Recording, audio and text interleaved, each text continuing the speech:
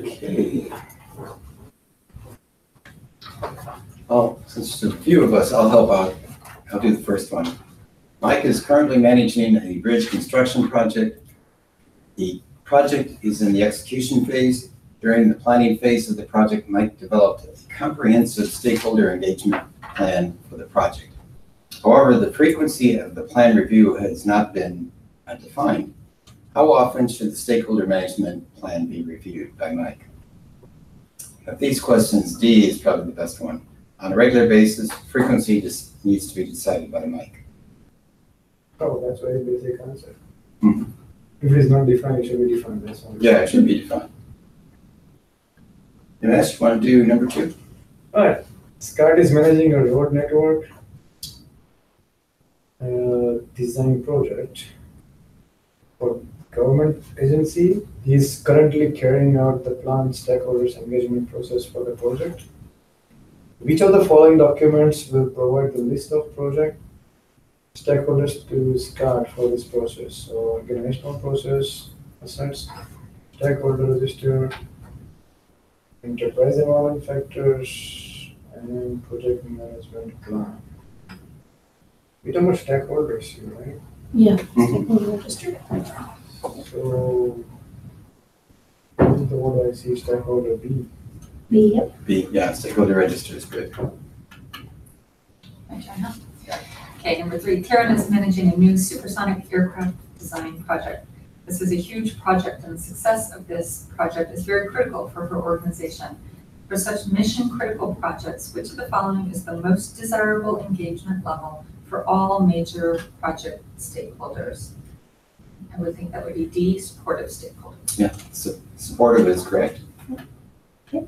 Number 4, Lisa is currently developing her project's stakeholder engagement strategy. All enterprise environmental factors should be considered during this process. Which of the following enterprise environmental factors should be paid special attention during this process? I think organization's culture. It should be, I think, C, lessons learned from the past similar project. Actually, here they're talking about environmental factors. Oh, the environmental factors. Yeah. So it should be A? Yeah, A is correct. Organization's culture and culture and structure. Okay. Sandra has recently been asked to manage an office refurbishment project. She finds that chief financial officer of the company is resisting the project. The CFO is a key project stakeholder. What must Sandra do first? And a couple of these are not bad things to do, but the one that they went with was analyze options that might change or influence the chief financial officer's perception. So C was the answer they went with.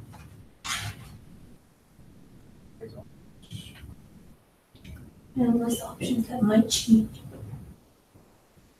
What can we do to influence or change the CFO's perception of what we're trying to do? Mm-hmm. Didn't he want a new desk in his office? I don't know. Or he didn't want to spend the money. That's probably more likely. All right, number 6. Anita is managing a healthcare software development project. At a PMI conference, she met George, who is the project manager at a competitor organization. George is a PMP and has successfully delivered many successful healthcare-related software development projects. If George shares his stakeholder management experience with Anita, will that be considered expert judgment?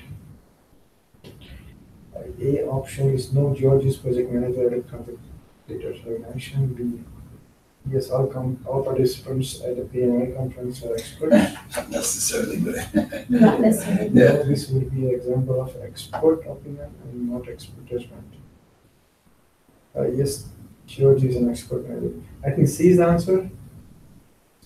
It will be opinion, but not really judgment. Actually, because he's been successful at doing and producing healthware software related projects, they do consider him an expert. And sharing his information with her on how to manage the stakeholders is probably pretty good. So they went with D. George is an expert in managing such projects? Yeah. Okay.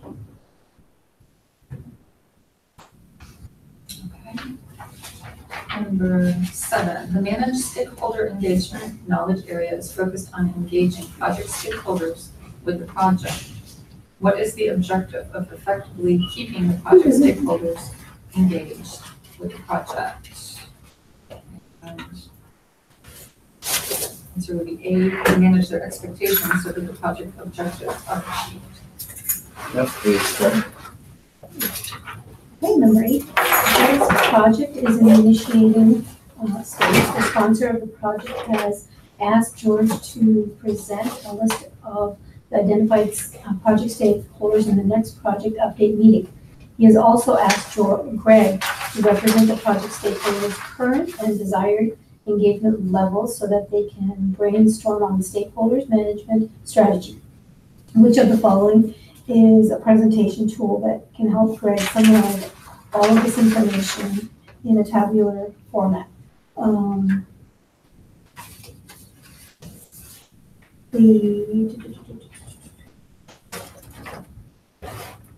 C, matrix? Yeah, the stakeholder engagement assessment matrix. Want a little more light? Is it dark above you? Yeah.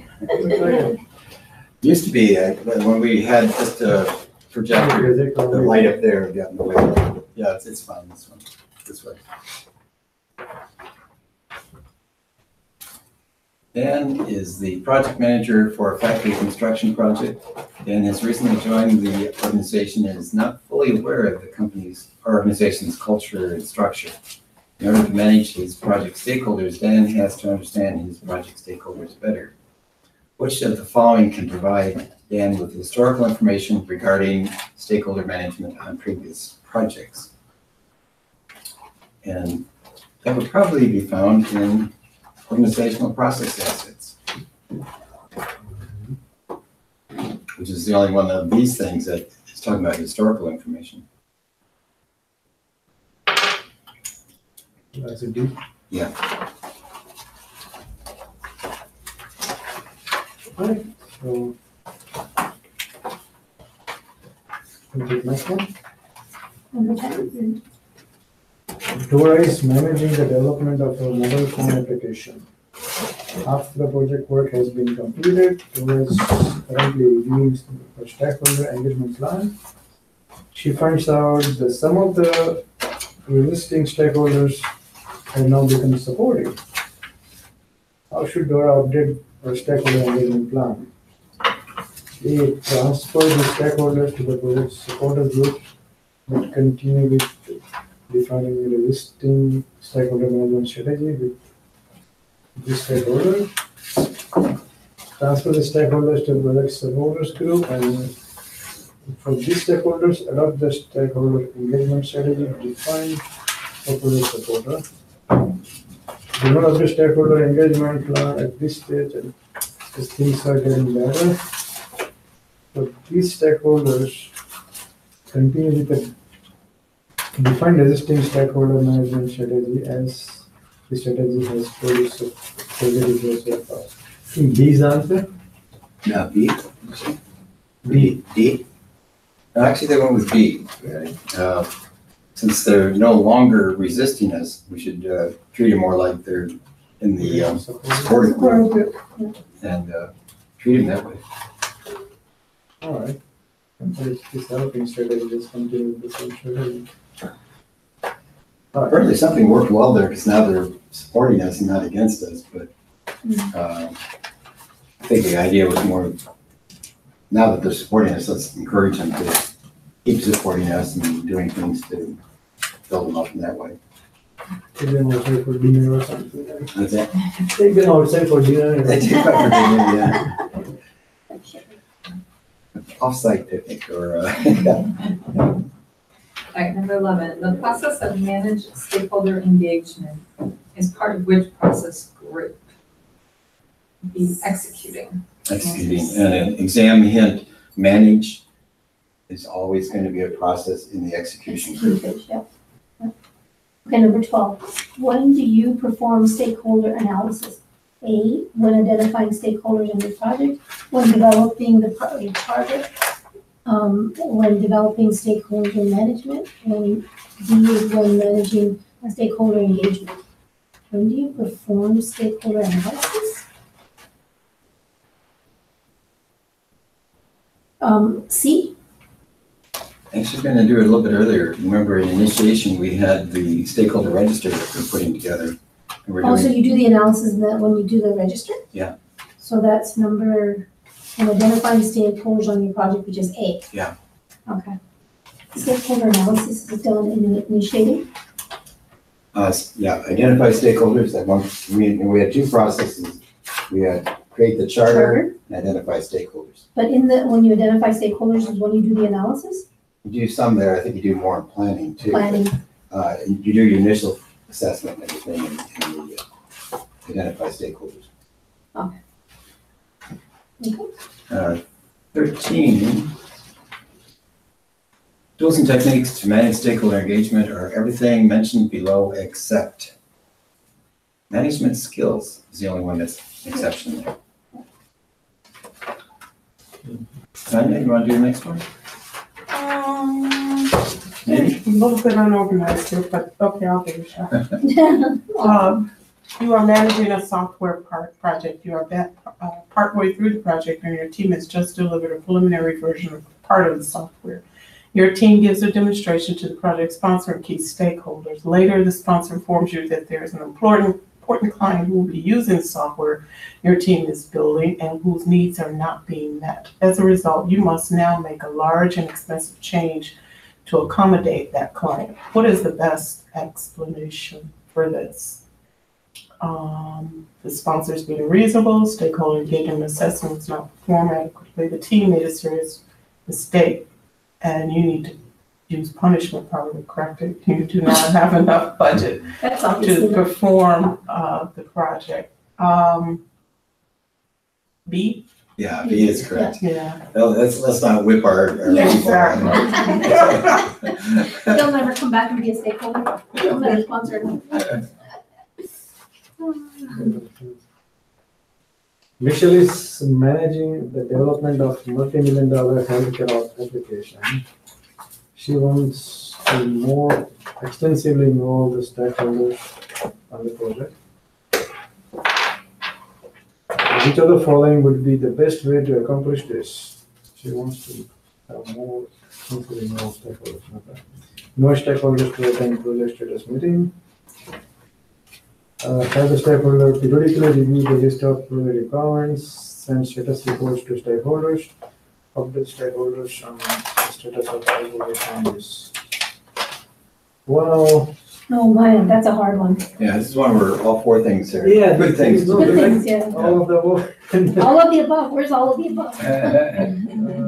So A is definitely possibility, C is possibility, stakeholder review, stakeholder requirements, extended stakeholder status of all project changes. Wow, that's really hard ones, because all of them are. Yeah, this is an interesting one. I think, I believe it was Rita or someone or Pembach maybe re-emphasized this again in the newest version too. Mhm. So I'll help with it. They actually went with having them periodically review the list of project requirements. That's getting you more engaged, I guess. Attending status meetings, well, I don't know if they want to go to a weekly meeting all the time. Okay. Not a bad idea. Reports, well, they should be getting reports. Reports. Status on changes, yeah, they should be getting that too.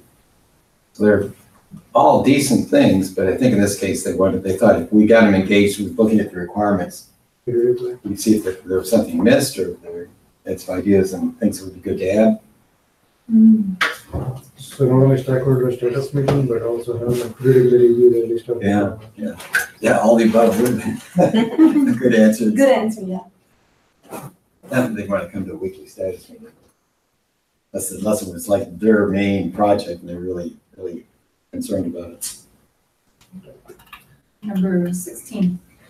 Misra is the project manager for a large infrastructure project. when you realize there are over 100 potential stakeholders on the project. The key objective of stakeholder management is satisfaction. Satisfaction, yeah. Okay, all right, number 17, you are managing a project to build a database and need to acquire information from the stakeholders of the project. The team is using brainstorming, focus groups, interviews, questionnaires, and benchmarking to understand and document the stakeholders' needs. The methods the team is using are representative of which tool and technique. Data gathering, data analysis, decision making, data gathering? Yeah, data gathering. It's interesting because they didn't break this out in the previous version, but now they've done that where data gathering is all that, let's collect the information, and the analysis part, of course, is, you know, Is the output. yeah, well, it's analyzing it then. Yeah. Okay, very good. So do we have answer sheets for all the kind of quiz that we do? No, we didn't have answer Oh. sheets for everything. That's why, sadly, we have partial one, I think, for schedule, and maybe one other. That's something I'd like to do eventually, but I haven't, really didn't get to it in this update section. Well, now we are going to go into our final section, Review session. PMP review.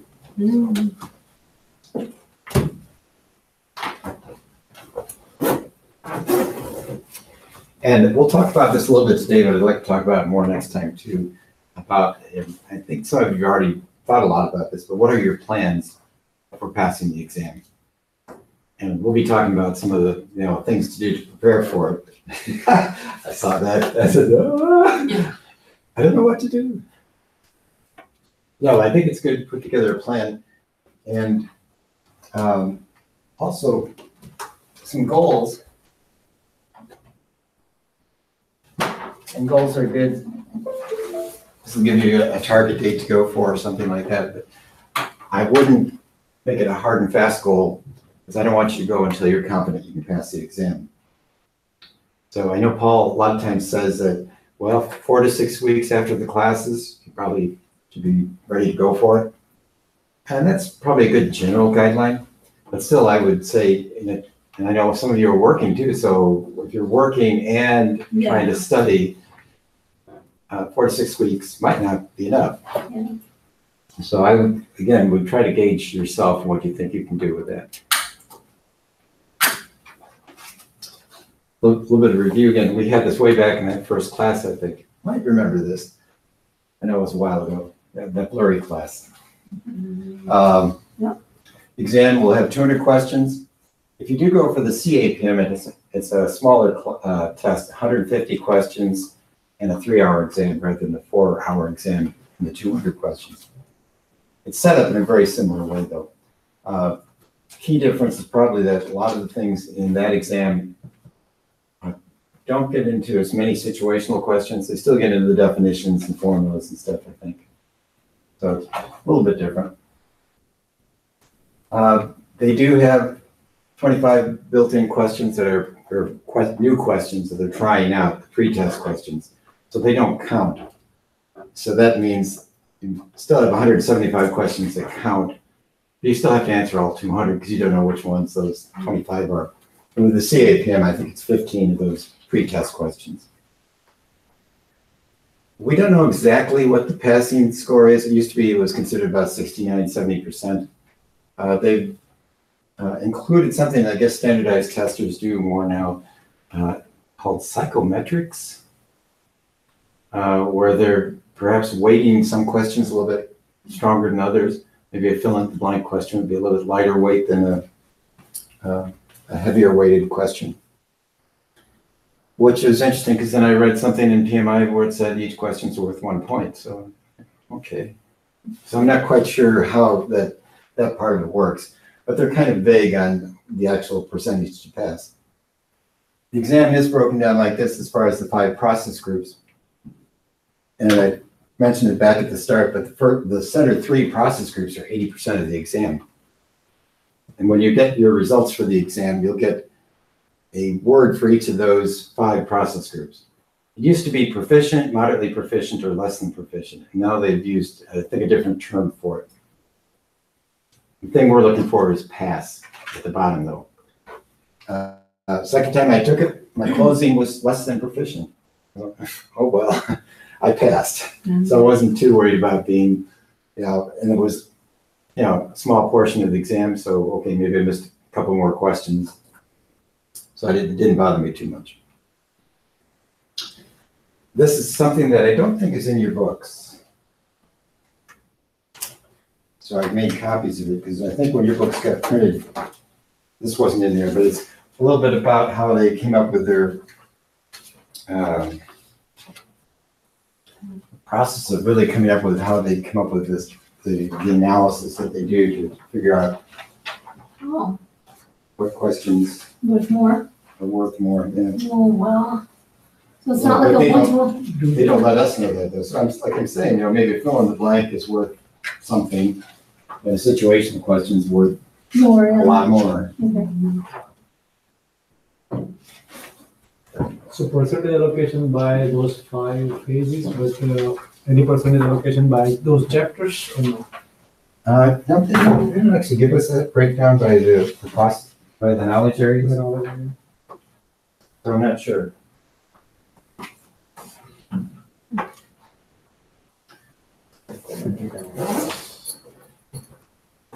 So there's some conflicting information, but I think this said that, they're weighting those harder questions, which would be good because the situational questions usually are harder and they're more wordy and you got to read them sometimes over and over, those longer questions that, what do you do first, what do you do next kind of Each questions. question would have different weight of the question. So some question would have 2% score, some question would have 0.25% score. Probably something like that. Again, I don't know exactly how they put that together. We talked about this some earlier, and now that you've had all these quizzes, I think you've got a good idea of a lot of these kinds of things too. Some simple definition fill in the blank type questions. All the exception questions, all of these are correct except you got to pull out the one that's not correct. And we saw a good example of that, 4 good answers, and which one do you choose?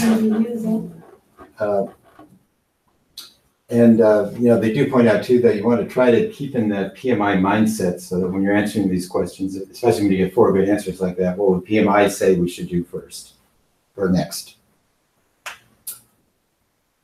Some of the things like if you get a very wordy or funny looking answer, it's probably not going to be the right answer. New term, you see new term.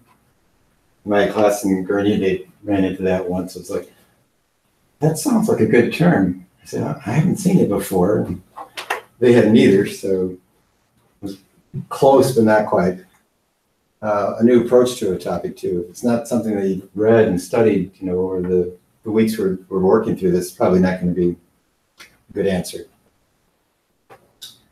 You always want to answer from the perspective of PMI. They talk about reading the question first. I think sometimes in those long paragraph ones, that's a good idea because a lot of times there's blah, blah, blah and not important stuff in the question. And actually one of the things that we just found out that they started doing in this newest version is in the exam with it on the screen, you can highlight key phrases and you can scratch out stuff that you think is not important. I don't know if I'd spend a lot of time doing that, but like if this was the finger, I could highlight this, say, well, this wasn't important, I'd cross that out. I think that that was the idea that might help you filter in more on what they were trying to ask. Some people go through and zip through, answer the easy questions, skip something that's going to be harder. I ended up, I think both times I did it, I ended up just going through all 200 questions, but I marked 30 or 35 for review. And then after getting through all 200, back and reviewed those questions. Day of the exam, want to have a good meal. You'll need 2 IDs, one has to be a photo ID. And actually, once you sign up for the Prometrics, they'll send you a certification letter, basically. It's got your stuff on it, so you bring that in with you too. What is second ID, passport? Or what it should be? I brought in my driver's license and the passport, which was actually 2 photo IDs, but driver's license, State ID? state ID, if you got a state ID. No, we don't give 2 IDs. If travel license, then there is no need of state ID usually, that's what I think. Yeah. So then passport, huh? Passport? So 2 photo IDs, so which? No, 1 photo ID, 1 photo ID, but 2 IDs. 2 So what is IDs. second ID then? Well, what would the second ID be if you don't have a? Kind of credit card? I think you could use something like a credit card or your office ID or something like that, if it had your name on it. Oh, yeah, that's easy. There's going to be a tutorial. You may or may not want to bother with the tutorial because it's going to be very similar to what you're seeing in Fast Track. But, that's up to you if you want to go through it. It can help you if you came in kind of rushed and everything. It could help you settle down a little bit because that doesn't count on your 4 hours or 3 hours. Once you click question 1, then you can start doing your brain dump. And I still recommend that. It used to be we could do it during the tutorial, and PMI and Prometrics decided, oh, we're giving them an extra 15 minutes. Oh, okay. So they just changed that last year. But I would write down everything you want to put down, equations, formulas, any key concepts, things that you have a hard time really keeping a hold of. I still think it's a great idea because you get 2 hours into it and your mind's kind of going, what was that? Now we look at the paper, okay, got it. A good refresher on what was beginning to slip away. Suggest, coming in comfortable. You can't have any food or beverages in there. Can't have phones, watches, anything. They have a locker that you can put all your personal items in. So you can bring the key to the locker and that's about it. Well, I saw on the website that you can take the CAPM remotely with a remote proctor. Oh. They use it, it's like via webcam, and they search your home to make sure, I don't know. Oh, wow. Yeah, that's what it said on it. That's interesting. I'm not that familiar with it. I think most of the people we've had have gone to one of the test sites and actually said there. And the test sites are just a room of cubes with a window and a proctor watching everything that goes on. The interesting thing is that there's lots of people in there taking tests, but they could be taking 30 different tests, not necessarily the PMP. So it wouldn't help to look over the top. And if you did look over the top of the cube, they would grab you and probably say, you're disqualified. It is like going to the airport too. They wand you, and they actually made me pull up my pants legs last time to see if I had anything hiding up the legs. They didn't see my formulas in the bottom of the shoes. No, I didn't do that.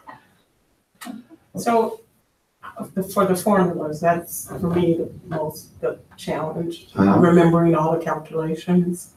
How do you suggest that, what are the most important in your opinion? Well, I think that one sheet I gave out, actually back in the cost section. Yeah. Actually had not only the earned value. Yes, yeah. And it had the other guys. You gave out several.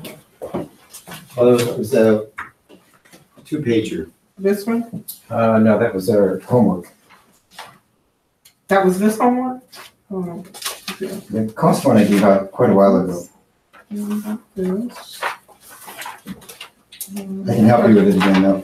One of the things in the back of Rita, on page 629, she has a small summary of the things that she thinks are important formulas to know. Okay. That's mostly the earned value ones. Yeah.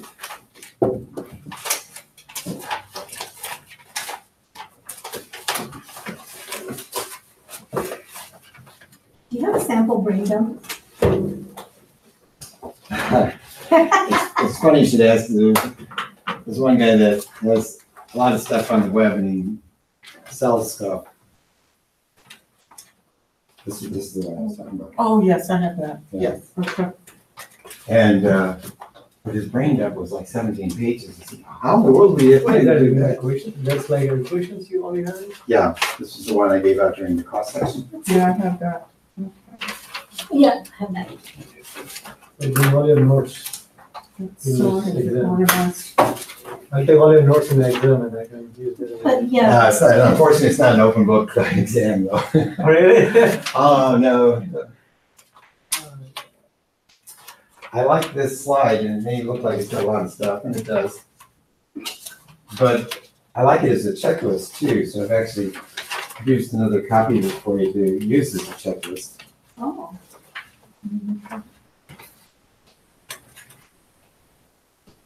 And a bunch of these I actually reprinted too many times.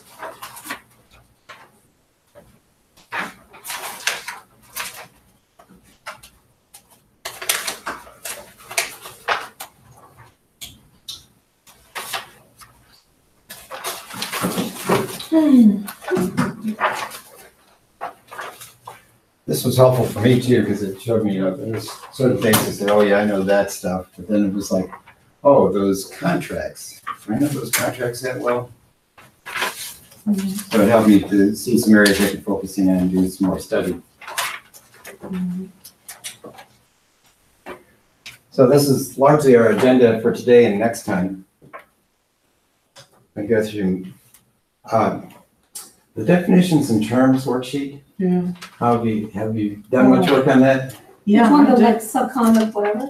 Huh? The PMI lexicon of terms or something? This guy, the 85 fill in the blank definitions. I don't think I had that. Because I was putting Yeah, my, it was a doozy. I put all my stuff together. Because I hole punched everything that you gave and I Yeah, don't that's think what I I'm had gonna that. do, whole controls. Mhm. I'm gonna have to get another copy of that. Okay, we'll go through that. Oh, this one. That Which one? video last time. Yeah, that one, that's part of your homework. I hope I put it in the book, took the book to California and Texas with me and forgot I had this to do. I didn't do It that. was like whole punched it in the book, it was done, right? Well, here's a suggestion, because I was going to send out a reminder email yesterday or the day before to say, please make sure you do the schedule and cost worksheet. Schedule and cost, oh, okay. The other I one. tried to be proactive, but I was failed too. I saw it yeah, right there. Yeah. So I think we'll review those next time. I'll give you a little more time to work on I it. asked him, what should I, Can I have what should another we copy come because I prepare don't with have you one? in this Do you preparation? have another copy of that? Yeah, it's not a very nice, it was nothing I did. The fill in the blank. I Yes. tried to be proactive. So this is for next week. So we'll cover a little bit more of the review section today, and we'll leave those for next week then. Here's your first thing to think about. What are the three baselines? This is what, 4 baselines, right? Well, fourth baseline, and yeah, it's not in this particular slide here, but that's the performance measurement baseline, which is a combination of these three. Oh, yeah, that's right. So scope, schedule, and cost. I'll help you. Cost is cost What is the baseline. baseline, key baseline name? So one of Scope these, is part- What is the Oh, there are baseline? Identify key baseline names. And parts. So it's schedule baseline, cost baseline. Scope baseline, though, has 3 parts. What were the 3 parts of the scope I baseline? got this question third time, project scope baseline. but within scope. It's a scope baseline, it has 3 parts. Yeah. Project scope Yeah. statement. Oh, project scope statement, yeah. Project scope statement. Project scope statement and, it was on here. Yeah, it might be. Oh, man. I don't know that. Yeah, you asked this question just 2 more times. This is good I asked this question. Scoops. Product, Scope statement, WBS dictionary. oh, okay. Yes, is Paul saying about No. one of the students, just trying to get a hold of him, I haven't been able to Oh, here it is. send any text message with him. Sure. Yes. I mean, I want to make sure I have his right number. I don't know if it's changed because. I know, I have two numbers for him too, another one. That's Bishop.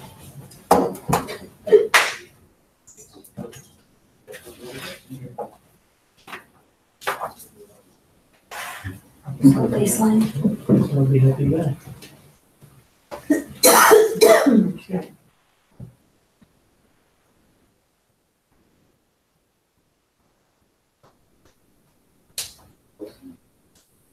So which are three scope thing? Scope statement, WBS and WBS dictionary are the Yeah, you remember. three components, right? I give credit for that, yes. And then the schedule is the And Oh, the there's cost. schedule. project schedule. There's only one schedule, but it's schedule. There's only one, and the cost is the cost baseline, Yeah, is that right? schedule baseline, scope baseline, cost baseline, performance measurement baseline. So scope is, scope statements, WBS to One bench and WBS. dictionary. That's part of She the on top scope. of that, so. The scope baseline, schedule and cost, just schedule and cost. Schedule and cost. Schedule and cost baseline. Ah, network diagram Oh my exercise. God, network diagram. I forgot this. Let me give you a little paper for this, so you have something to write on. Oh, Oh my God.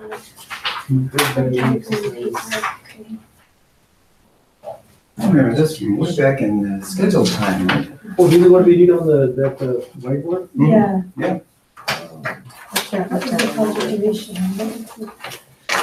And if we get a question like this, it'll probably cover maybe 2 or 3 questions in the exam. It's usually not just for one. So they want to know what the duration of the project is, what are the activities on the critical path, how much slack or float does activity H and G have? Then after we answer those questions, what if there was a 2-day lag between activity H and I? I need a pen or pencil, you have some? I left another bag downstairs. I always got a small office in my bag. Yeah. You have a small I left my office. bag inside the car, that's why. Mhm. It's how many? Four. Okay, so. Let's see.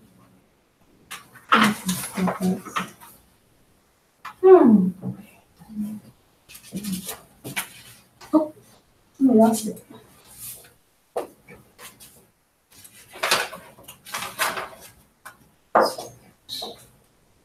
It might be here.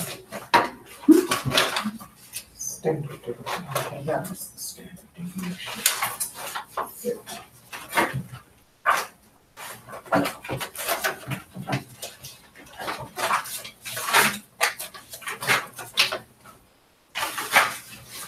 Okay, so.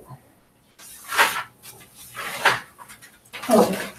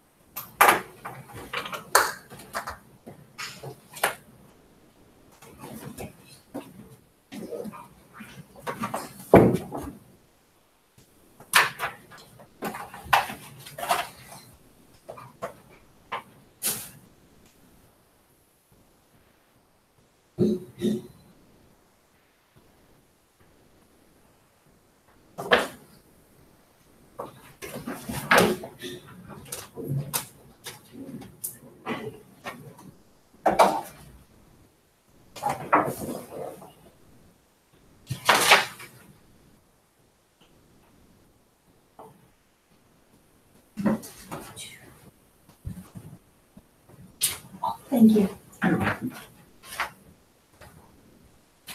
Is the exercise, this is the same as this? This is the same, right? I think so. Yeah. You just did it on paper. I did it on paper, yeah. Oh, I didn't even see. I wanted to do it myself to make sure I can. Yeah, it's too bad in a way that it's right below. That's the way that it falls. Yeah. Okay, so 2, 2, and then 5. Yes. 2 days minus, And then this one.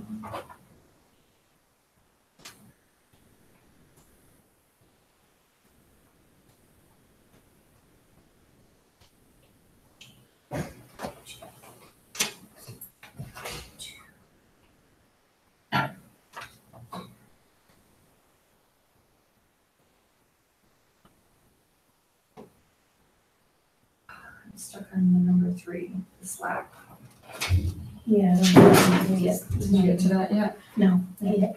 Is that when you go backwards? No, backwards is for the float. I don't know how to do the slack. Okay, so AP. Wait, isn't slack the same as float? I don't know. I assume 2. I gotta look it up. That was so long ago. Okay, So many weeks ago.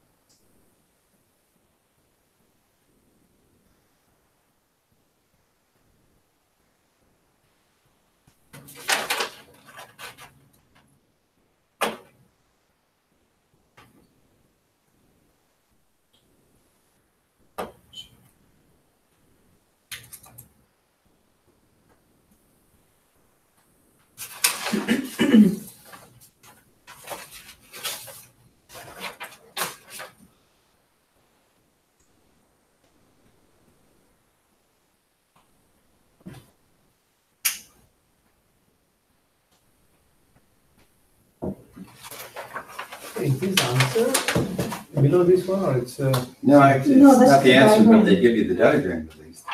oh, so would that be like that in exam two or no? No. They're not gonna give you the diagram. That's why it's too bad that's the second slide on the bottom of the page. I didn't expect that, so I was confused after doing this. Yeah. The thing to remember too, if you've got the logical thing right, even if you have the mirrored images that say you have B, F, and G on the top, and C and D on the bottom, that's fine, as long as you've got the right relationship between the activities. That's how I have it, yeah. Very awkward. Is Slack the same thing as float? Yes. Oh, okay, so then we can do the backward, right? That's how you calculate. Forward and backwards. Forward is this way, and then let me do backwards. Yeah. So I forgot how to do the backwards. Uh-oh. Okay, so 2, 8, and then so 8 goes here. 8 plus.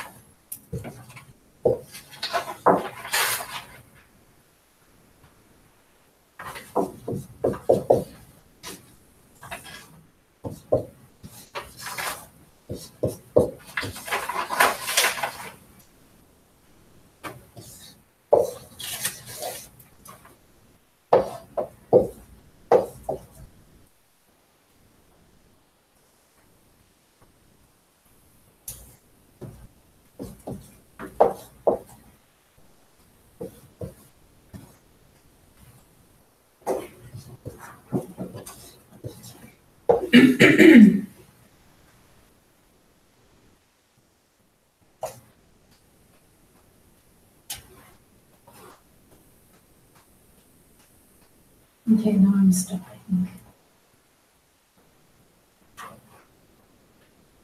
I'm gonna put it on the board and have us help you through it. Okay. Let's see, this is 9.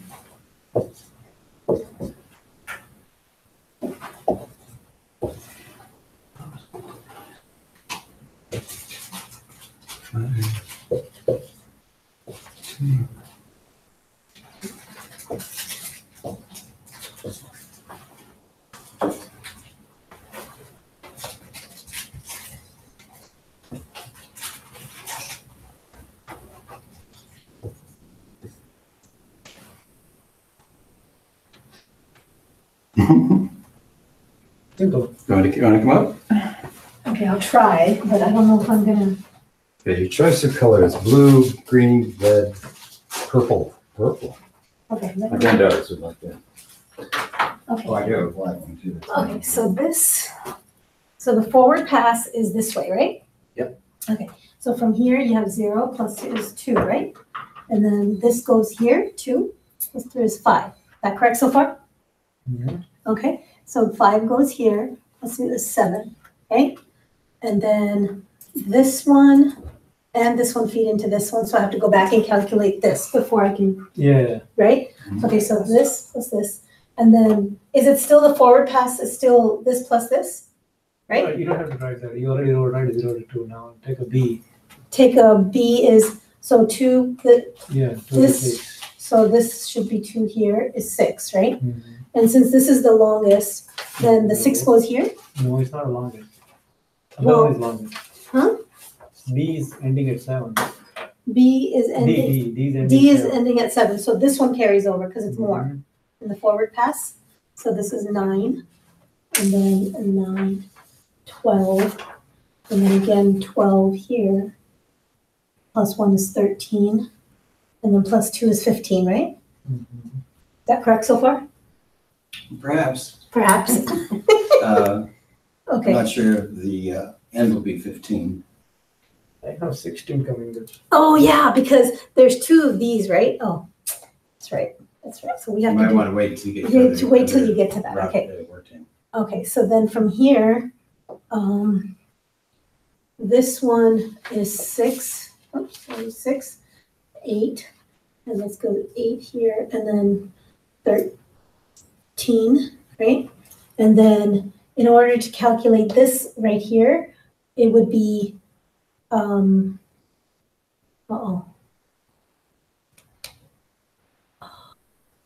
So this feeds into this, okay, so this. No, I'm stuck, I don't know. Okay, somebody's gotta help me here. Missing an So- arrow between E and G. Huh? Are we missing an arrow between E and G? E and G, this one? Yeah. Oh, yeah. This one goes here, E Yeah, arrow that between out. G, yeah. okay. So the input for G is both this one and this one, right? Yeah. So then, on the forward pass, this is more, so it would be this plus this, right? Let's look at G again. Right. E and F have to finish before G can start. So Okay, which one is the longer duration? Which the one longer duration is this E, is E so it was the 9, the input on G? G is Yeah. 9. Yeah. Okay, so this is, okay. 14, Mhm. okay, so 14 here, and that's how you get the 16. Yeah. Okay, and not this one, okay. Right. And then I do the backward pass? Okay. Oh my God, this is so hard. Okay. You want to let someone else volunteer to do it? No, No, okay, so this is the end, so this is 16, right? Yeah. Okay, and then 16 minus 2 is 14, and then, so for this one is 14? Is this correct, on the Yeah. backward pass? 14 would come back to both of the predecessors. Both of the First. predecessors, so it's this one and this one, right? Yeah. Okay, so this one would be 14 here, Mhm. minus 1 is 13 here. Okay, and then this goes to 13 here, minus 3 is 10. Is that correct? Mhm. Okay, and then this goes 10 over here, minus 2 is 8, right? And then 8 goes here, minus 2 is 6. And then, I'll oh, wait a minute. stop you for a No, second. no. Let's look at E again. E is dependent on both H and H, G. yeah, I just looked at that. Okay, so let's go back here. Okay. All right, so here, H, okay, okay. So H is dependent on, no, it's just dependent on No, I, E is dependent on H and G. H and G, right? So the backward pass takes the lower of the two, Right. right? So what then is G going to be? G is going to be, the G backward pass is 14, right? So 14 there. Minus 5 is, More, 14 minus 5 is 7 here. So, but what goes here though? The 10 or the 14? the lower number. Which is the 10. So you got 10, but 10 minus 2 14 is, 14 minus 5 is what? 9. oh, sorry. Oh my God, I'm gonna get it all wrong. I'm gonna get it all wrong. Okay, Okay, so 9? 9, and then this is 9, right? Yeah. Okay, and then this is 7, and then this is, well, these two, on the backward pass, oh, this is the only one that's dependent, so this is still 7, right? Mhm. 7 minus, and this Well, is, We all right? want to double check what E is going to be. E is gonna be, okay, Because now the lower backward pass start is H or G. They take 9. for E, you're saying? Yeah, for the backward pass going into E. Okay, the backward pass is dependent on H and G. Right. So, and the lower one of the two is 9. Right. So it's not this one, it's 9. Okay, 9 minus 2 is 7. So this is 7. This is 7. 7 minus 2 is 5, right? So this is 5 minus 3 is 2. And then this is 2 minus 2 is 0, right? Is that correct? Does that look right now? I think so. Yeah. Okay. Who wants to calculate the floats? Oh, calculate the what? The floats? Oh, the floats? Okay, so the float would be, this or this or this minus, right? Right. Okay, So so, it starts or it finishes.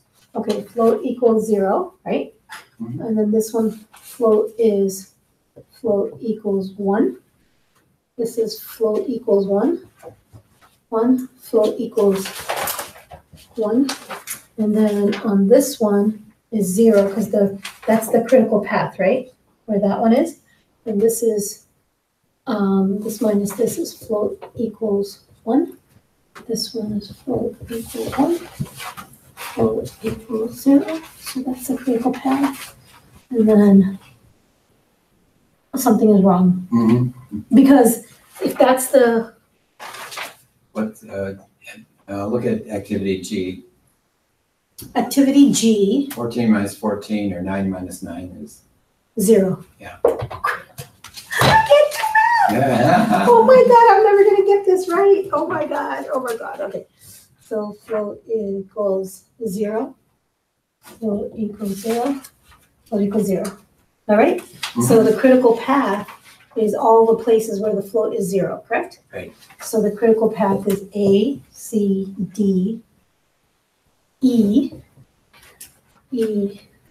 G, and then J. Mhm. Right? Yeah. Okay. Okay. Very Moving good. on to question 3. No, Oh, no, no, no, come on. Oh. We're gonna have the mesh answer this. So yeah, you're gonna do this one. I think I've since you're so Since you're volunteering. you Answer is 1. Huh? Answer is 1 for question 3. Which one? Slack. How do you? Oh, what, how much slack is on G and H? Yeah, it's 1, right? So we've answered that. So now you get to do question 4 though, which is what if there's a 2-day lag between H and I? How does that change Go things? back to question 3, how much slack for H and G? H is 1 and G is 0?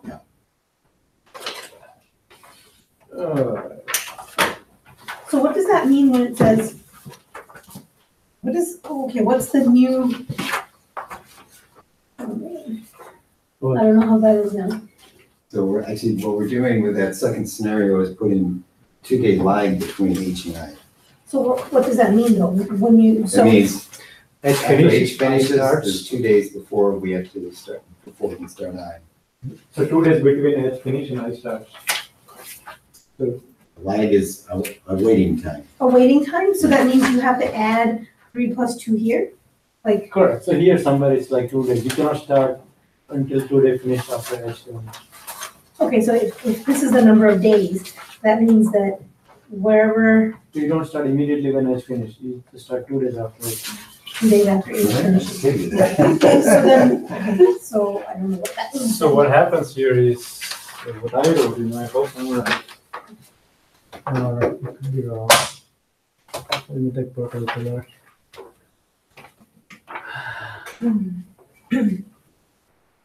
So what I have, it is going to be 14. I mean, I is going to start with 14. So 2 days lag here. We're adding 2 days. So instead of 12, it will start 14, goes to 15. And then it will start now, no more 14, it will start 15 in the new one and it's 17. So 17 is the answer?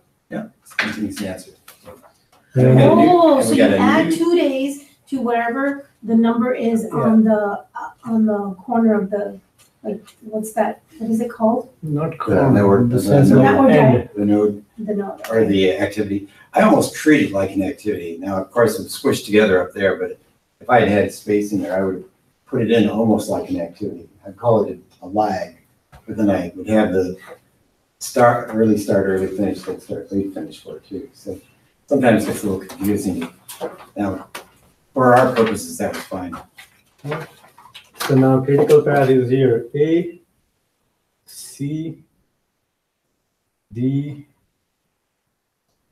E, H I J. Yeah. So no more G. G's importance went down. Okay, very good. Wow, I would get that one probably. I bet you're about ready for a break. Yeah. It's just my God, when I'm sleepy, when it comes to maths, I can do it. I cannot. I'm like, I'm I not sleepy. can't do simple 7, 9 minus 2. I couldn't do that.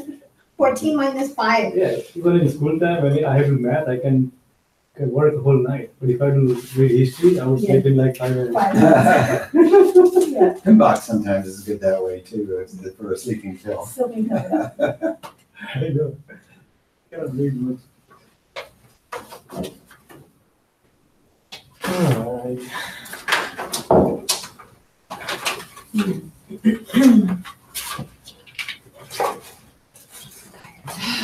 Yeah, after work,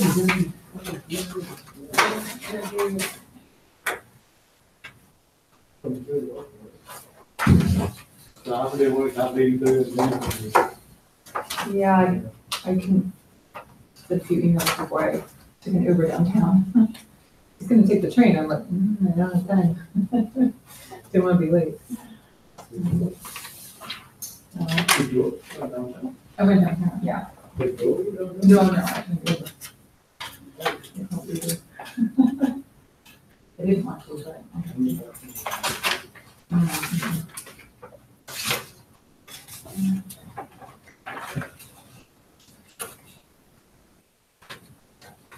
Where are the rest of our classmates? Isn't he working in Michigan somewhere? Oh, yeah, he had to go somewhere. Right? He said he wasn't gonna get this class. Yeah, he said- Keith said that. Yeah. Like, he will be back next week? Yeah. Okay, so what are we working on next? Words and definition exercise.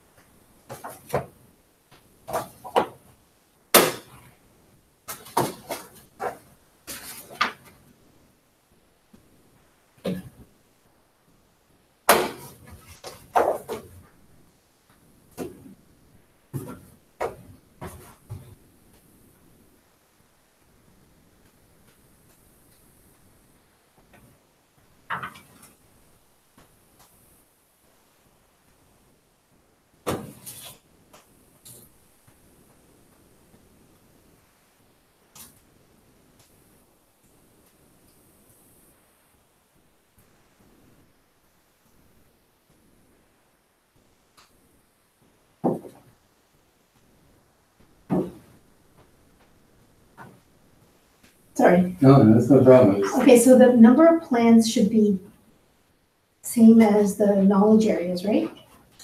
No, No? the knowledge areas Like the, often where we develop these. right, so the project, like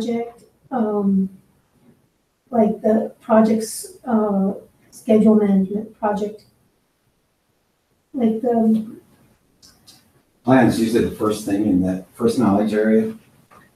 So plan, project management, well, that's the second knowledge area. Plan schedule management. Well, the output of that will be the schedule management plan. Cost management, the cost management plan. So that first knowledge area usually produces the plan. the plan, okay. With the exception of the two that we had in initiating, the Which is charter Charter and and the stakeholder. So in their cases, like 4.2 or 13.2 is plan to plan. 4.2 is back in integration, that was putting together the big plan. Okay, And in addition to the big plan, we actually had 2 sub-plans that came out of that one. Configuration management plan is one of them. the chain management plan? Yeah.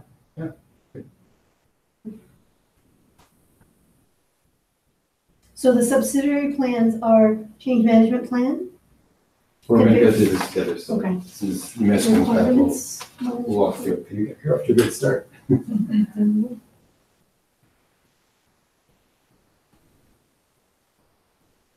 I'm gonna get that lag question or the slack question wrong, I know it.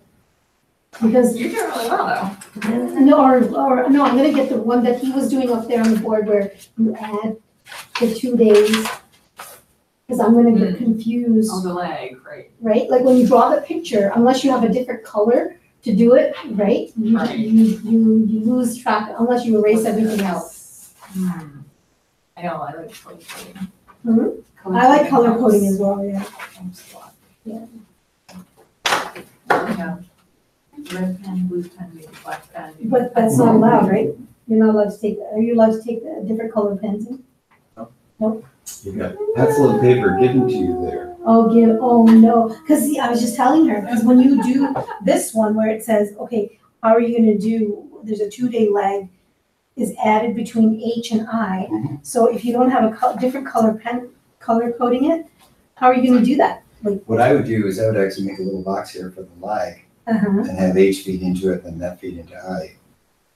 And call it lag, oh, do you mean like this, like you just say Yeah. lag? lag, and it's 2 days. So the 2 days would be here, and then, so this is 12, so 12 plus this is 14, right? 14 on the inbound side. On the inbound side? Yeah, as this finishes, then this can start. And it's gonna be 2 days, so it's be 14 plus 2 would be 16. So when it's, the weight is done, it would end up being 16. See, without this in there, this started at 14. 14, yeah. But you add 2 days, so this is 16. Right, And this is this plus this is still 14, but the 2-day lag is 16. So the 16 now creates a new I, which is 16 here plus 1 is 17, right? And then from here, the J, and then the new J would be 17. 17, the new J would be carried over here, 2 plus 19. Yeah. Right, so this is the new, the new critical path. Critical path. To H and I too. okay, so you add a box with a lag and then calculate the rest. I think that's a good way to do it. That's a good way, okay. That is a good way. Did you see what he said? So, because we don't have color code, he said between or Make a symbol, that was my next thought. Symbol, Put it in a well, box. actually, yeah, put it in a box. we're gonna Like, have a take Have it home sample of this mhm, called Slack, which is just like that one Mhm. actually. And in there, we got the lag in there too, and you'll see in my answer sheet that I treated as a lag. kind of like a, yeah, make it almost like a Box. box out of it, so Okay. you can treat it like. That's a good idea, Yeah, no color coding unfortunately. yeah. I think Rita says Slack is an older term. And We float have- is a new term? Float is a new term, right? Yeah, float Slack are pretty much synonymous. Occasionally you'll see a difference if they're talking about total float, which would usually be for the whole project, or slow Total? float on an activity. So what does total float means? You calculate the float of each of the boxes and add it together? No. No? It's floating on a calendar. Say it's a 6-month activity or a 6-month project, and at this point, we're looking like we're gonna finish in 5.5 months. A total float then would be that extra 2 weeks that we'd be finishing early, not individual activities. Float on an activity is singular thing, but the project float or slack, if we're doing really good, we thought it was gonna take 6 months, but we really, first couple months, we're really getting a lot of stuff done quicker, then the whole project might have some float at the end. So like if your end date was March 31st, You would end 2 weeks early or something? if you could end And March that's a float, 16th or something, Yeah, that's a float of then 2 that's weeks, a project.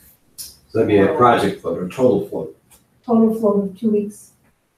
Or, yeah, because you're just trying to fit, or if you have float on the front end, would there be float on the front end? Yeah, there could be, right? Float on the front end. Well, I mean, it's floating, so. That's I'm so tired, my brain's not even working. But say okay, there's a fiscal year of July through June. Okay. And you're getting your plans together July, August. And they say, we want to do this project. And they say, well, it's going to be a 6-month project. And you've got 12 months of the year, but then they're not even authorizing it for July and August. It's maybe October. Say it's October when they say, okay, we want it to be done. So then you have October, November, December, January, February, March. If you start October, 1st, yeah. and you go full blast to March and 6 months, you have it done. But really, they gave you the whole fiscal year. Oh, So, I'm just saying within the technically- fiscal year to do that. Yeah, But you're actually planning a 6-month project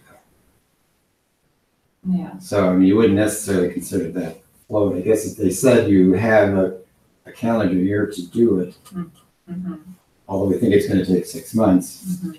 I guess you thought your whole project was conception start June 1st, even though we're not gonna actually start until October 1st. Mhm. And maybe not much being done during that first time. I guess you can kind of say that's float. Mhm. But if it's a 6-month project, October to March, it sounds like a 6-month project, October to March. Unless, well, Now, sometimes you'll have deadlines where they'll say, you gotta be done June 30th. And then you work backwards from that to figure out when we can get the 6-month one in. And maybe you know some risks and things involved, so you might, instead of making it 6 straight months, make it 6.5 months, or 7. or 7 months. Yeah. Yeah. Right. Or if you know that every project never finishes on time Mhm. and gets pushed out and pushed out and pushed out. One of my students had a wonderful example of that. It was supposed to be a 3-month project or something like that. And after 3 years, they were still working on it. And it's like, What? I think they are out of control. Wow. Wow, the project with a bottomless budget, Yeah. right? Either that or they weren't working very hard or very fast on it. You've got a bottomless Yeah, budget. or, it was a part-time project or something. I don't know. Like, I didn't get all the details, but it just, this thing that was supposed to be just such a short-term deal was just going on and on and on. That's like, we tried to do a CMDB, Oh, what? a configuration management database Mhm. in one of, and it just never happened.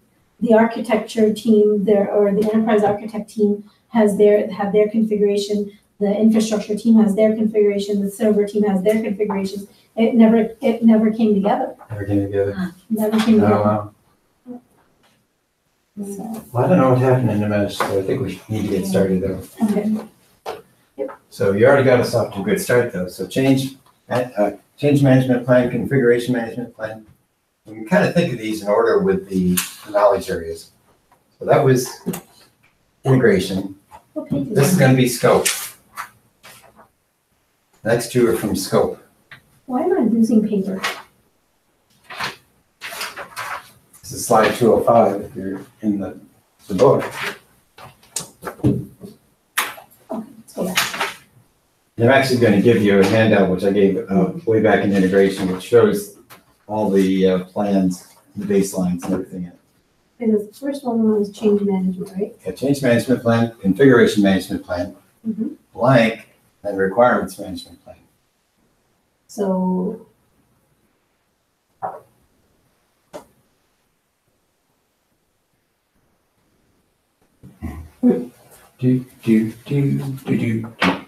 okay, so we have change management. So this isn't processes now, it's the plans that come out of that first, usually the first process. Right. So the first process is So the, requirements, that's under collective requirement. This came out of, we had two plans that came out of scope management. Scope, yeah. scope, yeah. Yeah. It's a So scope. scope management plan and requirements management plan. Yep. And then we get a blank. Um, And if you think of the order of things, cost is after it, so it came before cost. Schedule. Schedule, yeah. So schedule management plan, cost management plan, quality management plan, and then blank blank. Resource Yep, resource management plan, and communication. communications, yeah. And stakeholder management plan. The last Risk one, management Oh, then. and then procurement. Procurement, procurement, and then the stakeholder. and management. stakeholders, yep. And they list two other things in there which are new that they didn't list before. Project lifecycle description and development approach. Which one is that? Others? These two others, What? project lifecycle description and development approach. Are we doing agile, predictive, something else? And Oh, project The others is in a different spot on the slide, Development. like you have it in the top right, it's in the top and bottom right. development approach. Oh, probably because I revised it at your point. So project life cycle, And development approach. Project lifecycle description and development approach. Description and The project life cycle.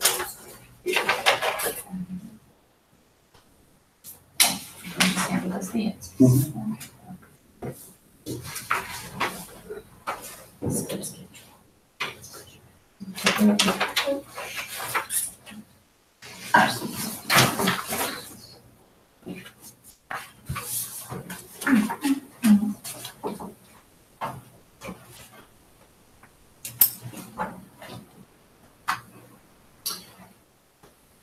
And I didn't talk about the baselines here because we just had that a couple slides ago, but besides schedule, what are the two baselines? The scope, cost, Scope and cost. Scope and cost. What are the three parts of scope? WBS, statement, WBS, and the dictionary. the dictionary, the Statement. Scope, yeah, scope scope statement. statement. Aha, Oh my and God. earned value. Oh my Oh, God. These are the formulas, right? Yeah. Oh my God. And I'm actually being nice to you again. I'm actually going to give you a worksheet to help you with this. oh, yeah. We did this before.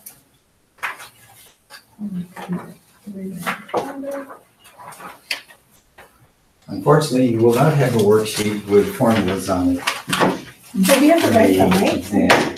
We have to write the, This is probably one of the key things to have in your training.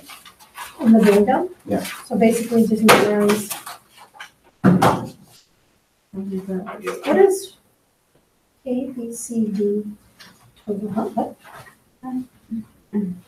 So just look at this and kind of Oh, I walk see. through what it has in here, and that'll help you. Okay. So task.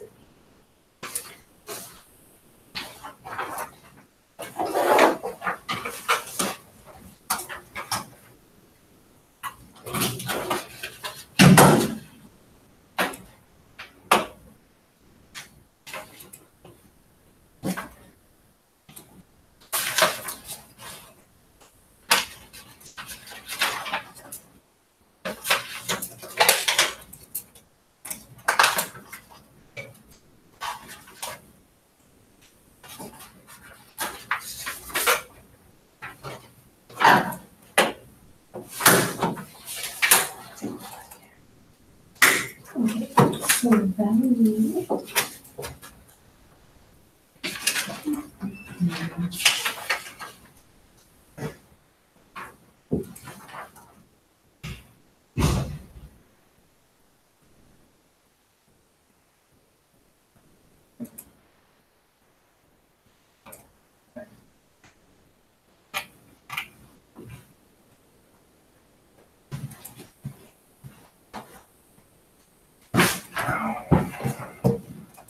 Now what do we have? So that's the answers for the network diagram. Now we're into doing an earned value technique question. Earned value. A group of questions. Ask us for time value, earned value, actual cost, cost variance, schedule variance, budget at complete. Equations, huh? Other questions. So this is more than you get on the exam, but you get this kind of thing. And it would ask you perhaps 1 or 2 or 3 questions. So these are the equations, the reference? Or These are, it's my help again that you won't get in the exam, but I'll give you a worksheet to use to do that.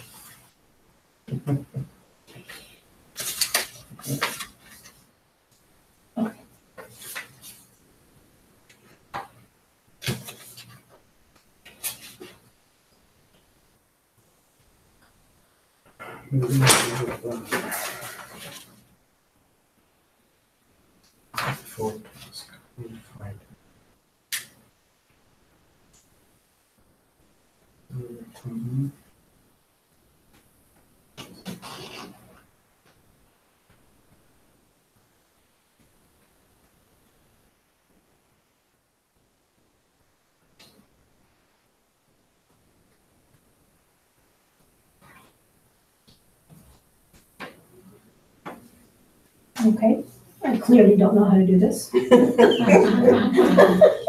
you, my eyes are just popping. I clearly do not remember doing Yeah, this. me either. Okay, so That's the budget.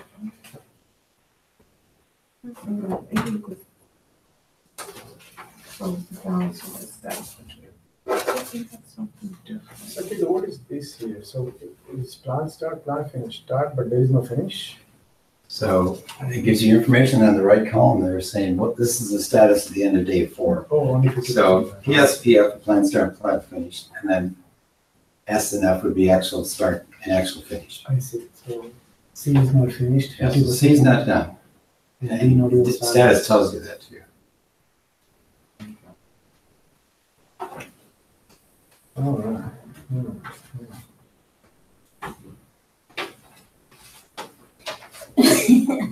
clearly the help with the hint doesn't help either. Okay, let's do this. Okay. Yes, plan start, plan finish. BSc.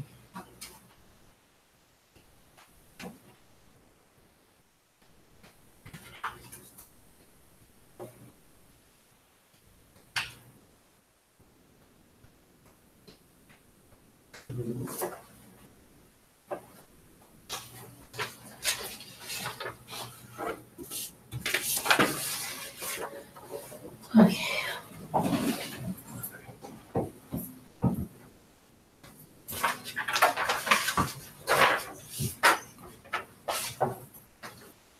What day is it today? Today is July 11th.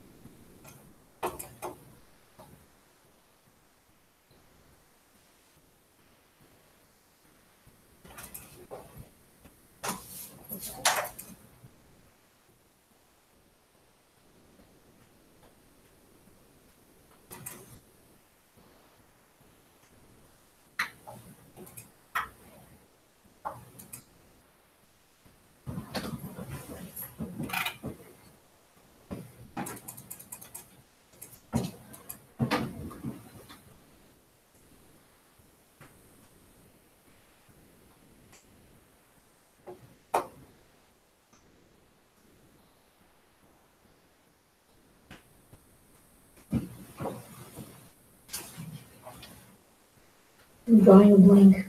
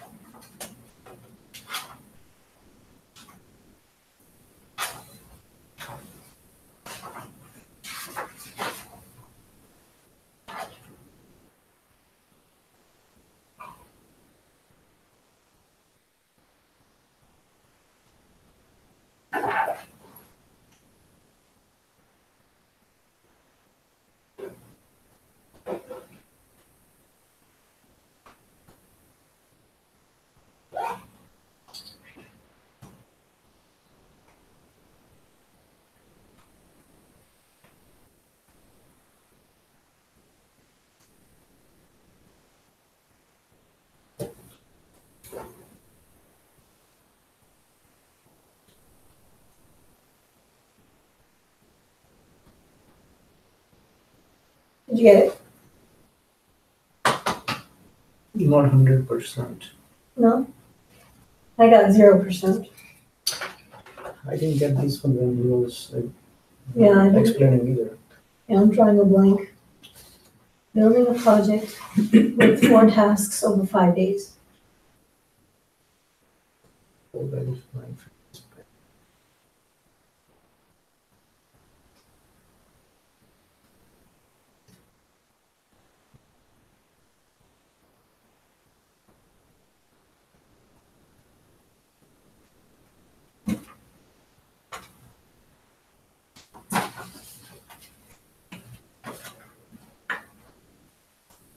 How are we doing? Not, we're not. Sorry, we need help, so let's I do forgot. that. I'm completely drawing a blank, I'm serious. Should go back over this whole Yeah. Can't put it up on the board. I'm not gonna flip over the whiteboard. I'll just leave this up here so we can see that. We have 4 activities. And give you some basic information. The tasks are valued at 1,000, 1,200, 1,400, and 1,600. Right. So that's the budget, right? Total budget. Yep. 52, okay. 4,000, 1,600. Adds up to what, 52? Yeah, so that's the budget at completion, That's, yeah, same thing as BAC. okay? Excuse me. Activity A, supposed to start and finish on day 1. Well, they didn't start until day 3, but we're at statusing at day 4, so it's still done. So, let's see what I do. I got plan value, actual cost, earned value. I think I've kind of reversed the order there. So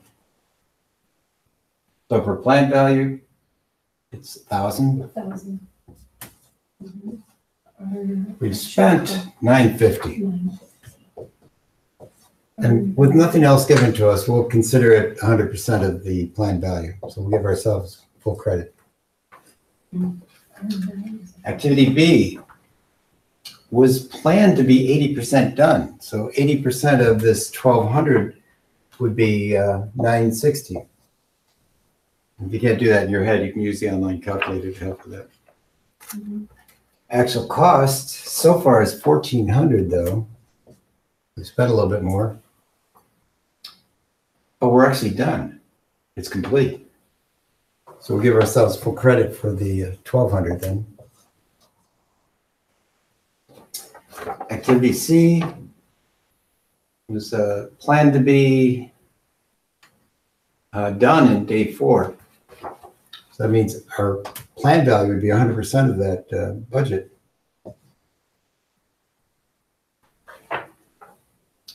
We've spent 700 and we're only 50% done. So 50% of the 1,400 Is 700. 700. Just said it that way because these are not the same 700s. We spent 700, but we're only 50% done. So earned value is, We're 50% done, so we're giving ourselves 50% credit of that 1,400, or half credit, yeah, okay. half of it. Okay, I see, but that's not. I'm just the same. saying that these numbers are not the same. They're just, I mean, they're the same, but they're not They're not. for the same purposes. Okay. Now D was planned to be 25% done. So the planned value would be a quarter of that 1,600 or 400. And what do we get done? Nothing. Nothing. So now we can calculate our total planned value, actual cost, and earned value. How soon is the actual value is 0? Oh, 0 We done. spent Earned nothing. value, right? We We did. didn't you spend spent- anything, we didn't get anything done. So we have done no work on it. We planned to be a quarter done. They- 5% done on, but we didn't do anything. Okay. yeah. Okay. So I'm going to cheat and use the answer sheet. This is 3760. This one's a little easier, 3050 and 2900. And I think I might have mentioned this earlier, without doing any formulas, it's always better if earned value is greater than our planned value or greater than our actual cost. So this is telling us we're not in good shape. We're a little bit over budget and we're quite a ways behind on schedule. So what if the earned value is lower than the total budget? You're in bad shape? If earned value is less than our actual cost or less than our planned value, then we're either over budget or behind schedule. Okay, so that means, so earned value is less than planned value and actual, so that means you're over budget. Yeah, so we're over budget and we're quite a 860 behind on the cost for our schedule side. Okay, I'm gonna write that down. So if earned value, I think that was one of the slides in the cost section too, where it showed some greater than or less than things. less than. So now we will calculate all these formulas.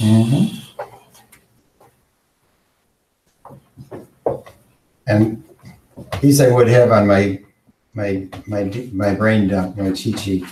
These 4, I think, are like the center ones that you'll see quite a bit. Cost variance, and they're always start out with earned value. The variances are minuses, and the CPI and SPI are divided by. So earned value minus our actual cost, or divided by our actual cost. Schedule variance is earned value minus planned value. Schedule performance index is earned value divided by planned value. So the subtraction ones might be a little easier.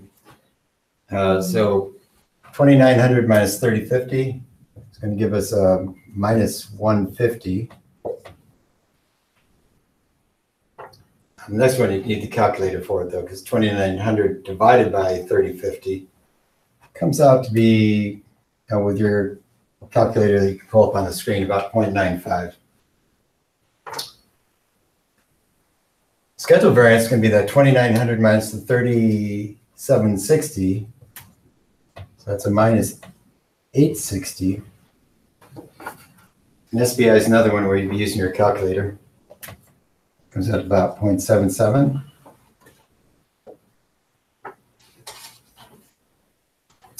Now, EAC could be a lot of different variations, and in the exam, they'll probably be more specific. But typically, the one that they use for estimate at complete often is related to the budget side of things. So it would be BAC divided by CPI.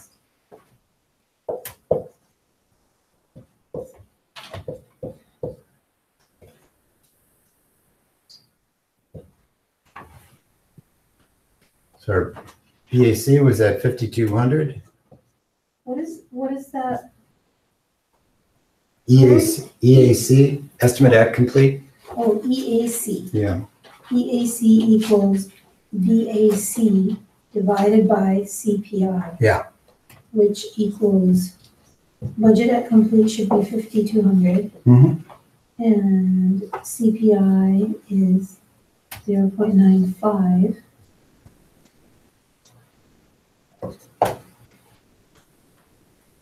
Which comes out, again, this is the one you'd be calculating, unless you're really good at doing math in your head. 5 or doing math on your paper. I mean, you can write it out 0.95 and work it through. So earned EAC. Estimate at complete. Yeah, estimate at complete.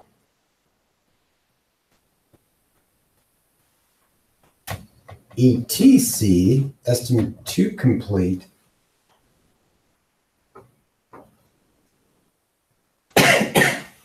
Excuse me. It's going to take our new EAC, which would be that 5474, minus what we've actually spent. So that's our 3050.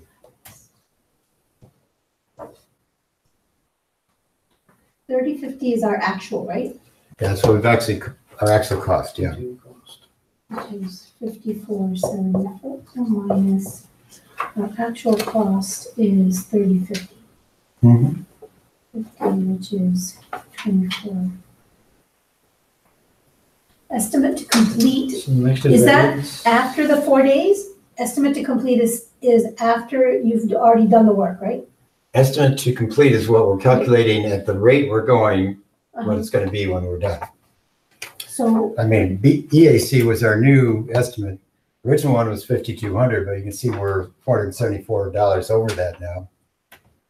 And ETC is taking that number and subtracting off what we've actually spent, saying that means we've got 24 left to spend to finish, to finish the rest of it. if we keep going at that rate. Mhm. So now variance is minus 274. Which one? What Variance at complete. variance of? Yeah, so VAC, variance at complete, is the original budget minus our EAC. So that'd be the 5,200 minus the 5474 minus 274. Oops. GAC, which is 5,200 minus EAC, which is 5474, which equals minus 274. So what does a negative EAC mean? We're spending more than we expected to. Oh, okay, so negative means spent more than expected.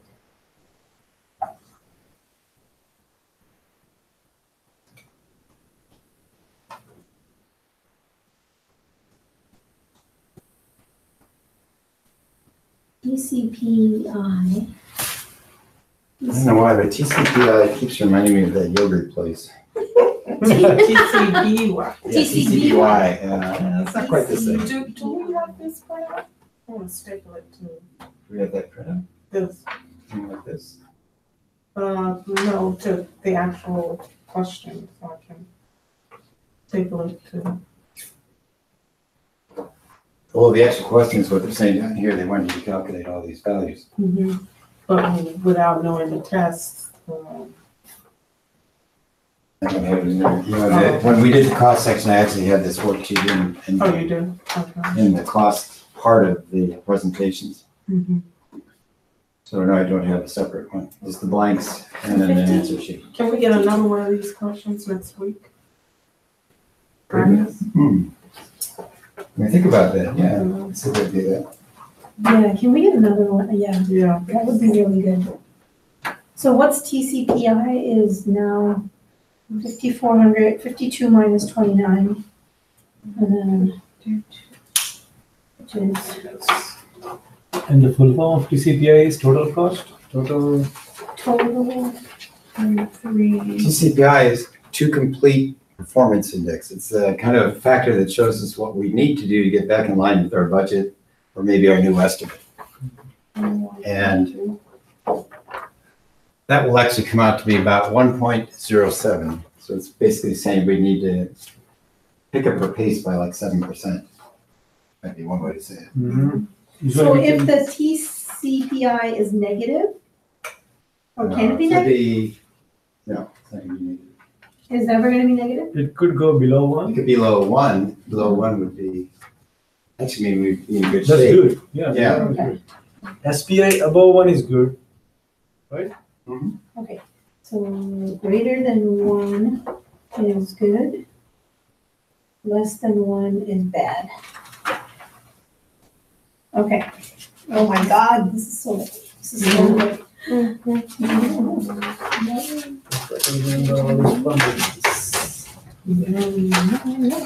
So this will tell the quality of projects, like how good quality from a finance standpoint. From a finance standpoint, yeah, how are we doing related to schedule and related to what we're spending? So at the end, the project manager has to do all these calculations? Or have his business analyst do it, or somebody else on the team. When I was in program controls, we did a lot of this kind of thing too. Okay. Depends on, if you don't have a great big team, then yeah, you end up doing a lot of this. If you've got a good sized project team with 5 or 10 people, then you split up the work and various people usually specialize in different things.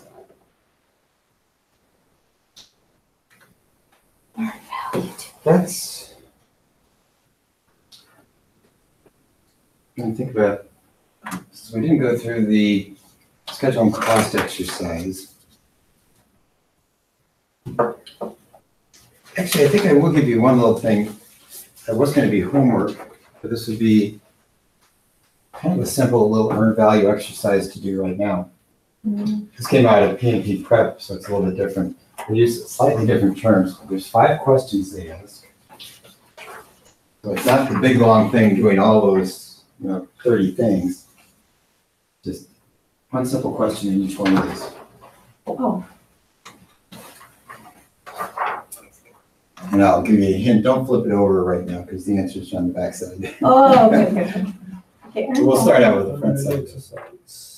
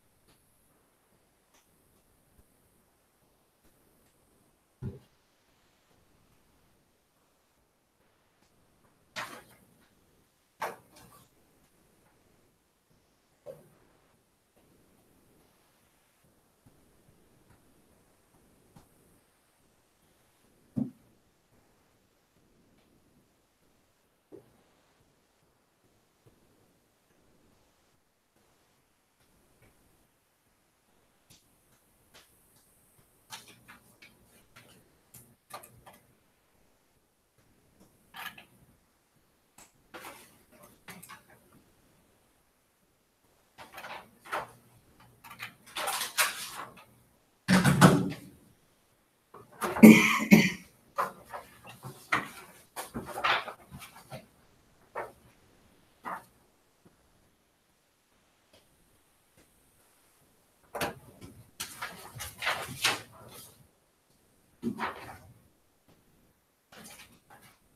now that's got me all confused. What is? Schedule.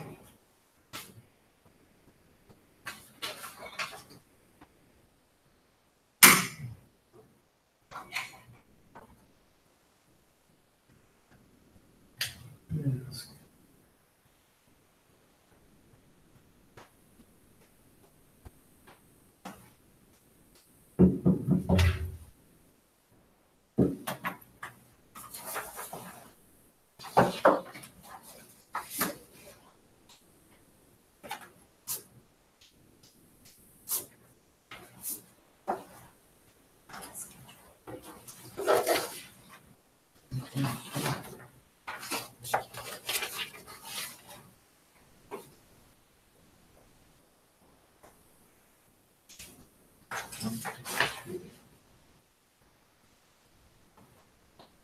Schedule variance is.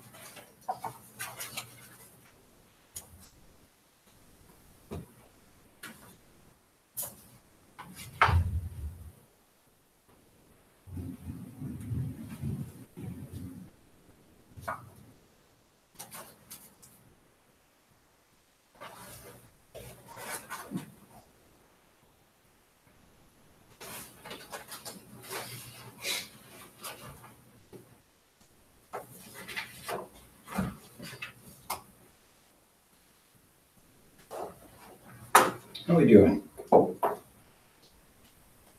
It's just math. I only got the first one, that's it. CPI. Okay, project.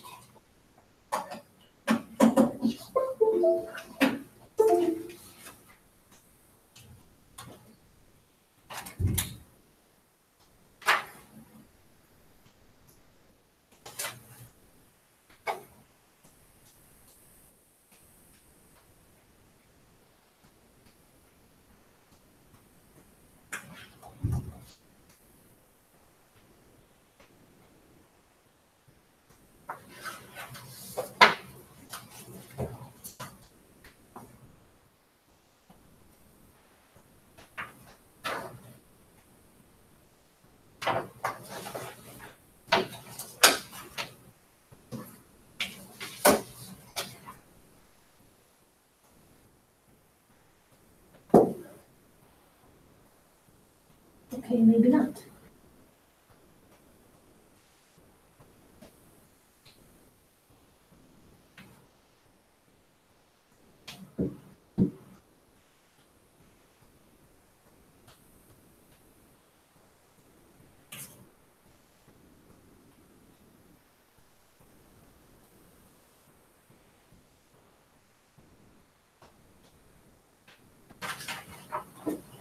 Okay, I'm not understanding this.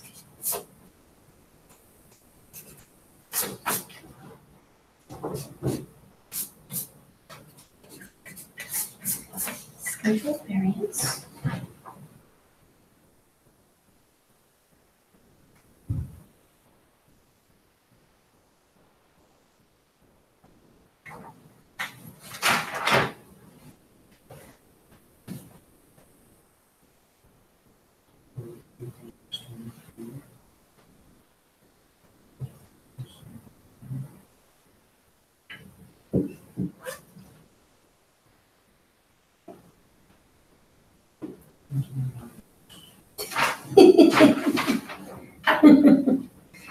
I don't know this.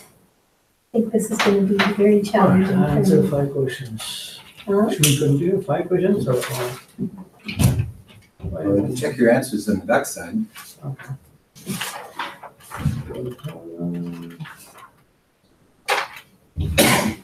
It's part of it's understanding what they're saying name-wise there.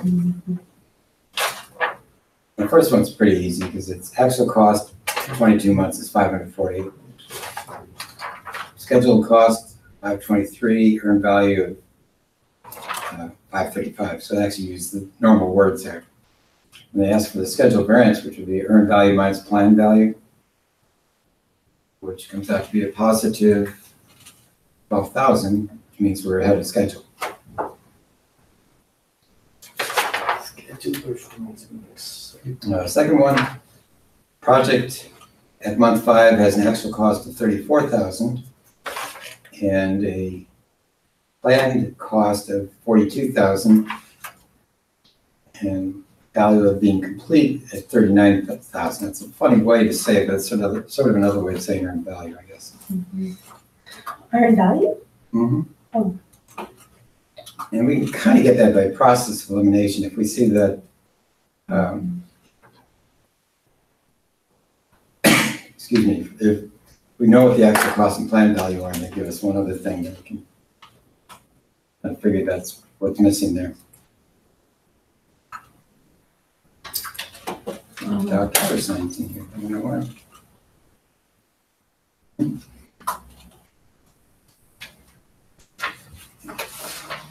So the second one asks for schedule and cost variances. So it's always earned value minus actual cost or earned value minus planned value to come up with those. And so the earned value is greater than this case, earned value is greater, so that's a good thing. We're ahead of schedule by 5,000. The budget, the budget. Yeah, they said budget here, yeah. We're behind schedule on the schedule variance side. Oh, So for number 2 project, we're at month 5, actual cost AC is 34,000. Plan cost of 42,000. Is the plan cost, Simple. I can't even mind its full name. is that plan value? Yeah, Plan cost is plan value, so PV. is 42. It's like Completed is strategic performance EV. index. It's like strategy, it's not really actual. So earn value divided by process value, that's strategy. When it comes to reality cost, then undivided by actual cost. so I say those four bottom left formulas on the board there are the ones I think that will help you build out most everything else. I mean, the others, you need to know how the others are calculated, but those are probably the most common ones you'll see Yeah, too. and They'll ask logically for it a makes schedule sense. variance or a cost performance index. Number 3 then, project at day 70 exhibits an actual cost of 78,000. It's nice they told us actual cost. Scheduled cost of 84,000 and a value completed of 81,000. Using slightly different terms, but scheduled cost again will be our plan value and earned value will be that value of the work we actually accomplished. And they ask us what are the cost and schedule variances in this case. So 81,000 minus the 78,000, we're ahead of schedule by 3,000. 81,000 minus 84,000, we're a little behind on the, I'm sorry, I'm reversing myself here. We're above budget. We're on the good side of the budget. But we're behind schedule. It depends on the management, right? They say you overestimating everything, that's why you go less than budget. So. We're supposed to be trying to calculate it in a truthful way here, what we really think it's going to cost. Now, fourth one, a project has an actual cost of, in month 17 of 350,000. Plan cost of 475,000, value completed of 300,000. Again, just looking at those numbers without doing anything, I'd say earned value is less than plan and less than actual cost. That means we're not in good shape. In this case, they wanted us to calculate the SPI and CPI. So it's the 300,000 divided by 475, or 300,000 divided by 350. And you can see that we're behind schedule. And by the way, with the CPI and SPI, if it's less than 1, that's a problem. If it's greater than 1, that's a good thing. So SPI and then CPI over 1 is good? Yeah. Okay, and then if it's less than, it's bad. Because if it's greater than 1, excuse me, that means the earned value is greater than What the plan value or the actual cost.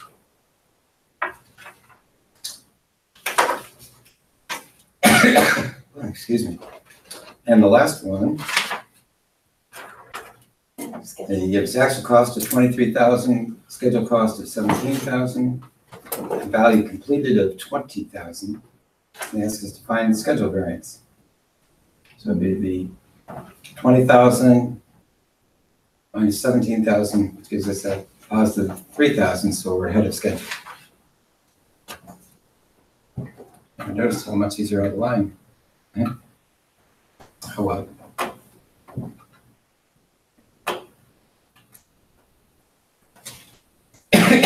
Excuse me. Why case rounding is different for the question? Answer number 4, one answer has rounding 2 decimals, and the other one has 3 decimals.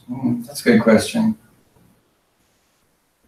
Because I answer 0.86, and I look at answer sheet and it says 0.57. We're gonna have 4 answers on the answer sheet, so hopefully they'll have 0.86, 0.72, 0.35, you know. So if you 3 other answers, you yeah. can pick. With the number 1, usually it's pretty clear. And you'll be able to tell pretty quickly if you rounded it to 2 places or 3. Yeah, that is funny. I don't know why they did that. Unless that was a whole, oh, I doubt it was, but I was gonna say if there was 630, they might have left off the 0, but I'm not sure if divided by 475 would do that.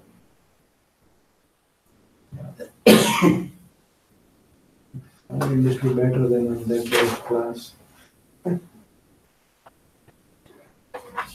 Okay. Well, Now we'll stretch and Yes. go across the hall and Yeah. play with the magnets. Fun. Oh, really? Okay. Yeah, you need that kind of activity, otherwise sleepy. Let's do a yoga stretch. Yes. Stop breathing for 2 minutes and then you do.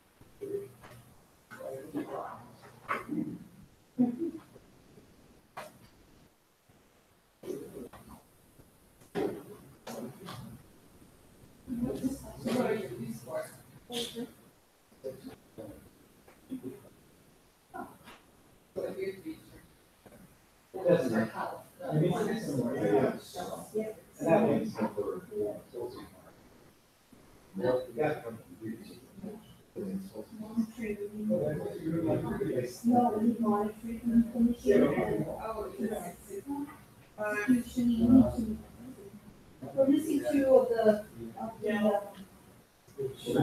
is, okay.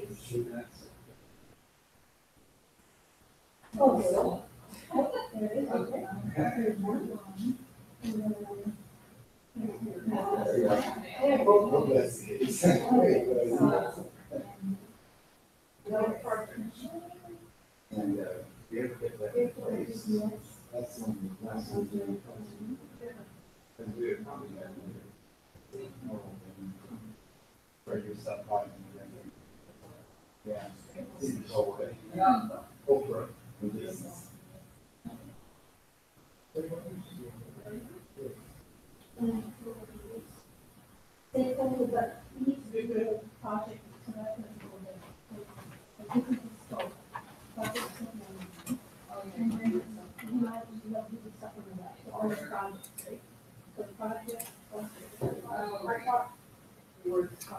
Janine, I'm gonna stop the broadcast now, I think. We're gonna do some fast track questions. And I've got the group playing with the magnets on the 49 processes right now.